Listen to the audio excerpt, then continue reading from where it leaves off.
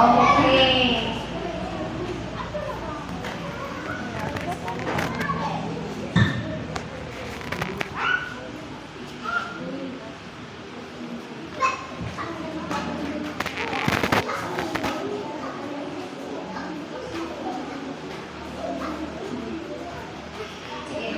Sa pagsugod, ang Ginoo naghimo sa kalangitan ug sa kayutaan.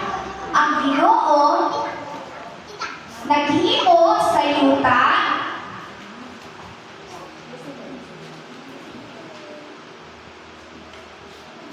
Ginoo naghimo sa yuta sa dagat ug sa tanang mga mananap. So, unsa ninyong nakita sa picture? O, nagwa, unsa pa?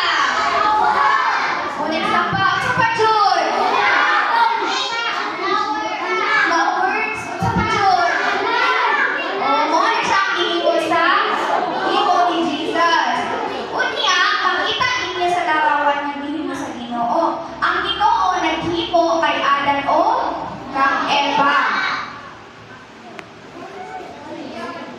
Sama kaninyo o kanako, aron mainhan, mahigugma o pagsunod kaniya. Iyang kiniputanan nga maayo. Ang mga tao naa sa perpekto nga relasyon sa Ginoo. Ang tanan maayo apan naay nahitabo. So kayo nahitabo?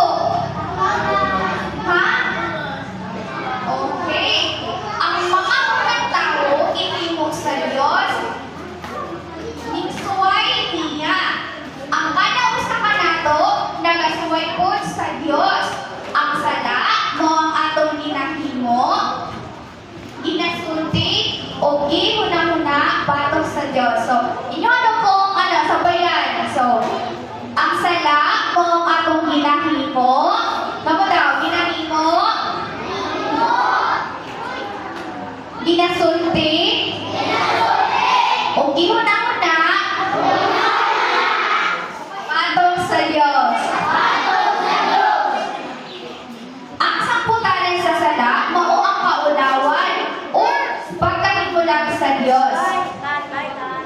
Ang Biblia nagingon sa Roma 3:23, nakasala ang tanan o nahilayo sa imayan sa Dios, kinahanglan kita maluwason sa Ginoo. So sa inyong nakita sa picture, nagunsa ni sila? Gani, nagunsa man ni sila? Unangawan, gani. O nagsinumbagay, ang diri nagbunin na, so mo na siya ang mga sala. Ang Ginoo, gihigugma kita o gipadala si Jesus aron luwason kita gikan sa ato kasalanan o kaulawan. Ang Bible nagingon sa Juan 3:16, kay gihigugma pag-ayo sa Dios ang kalibutan ug tungod niini gihatag iyang puntong anak aron ang tanan nga motuo kaniya dili malaglag kundi mga pagpanginoon sa kinabuhing dayon. Si Jesus walay sala. Si Jesus wala siya'y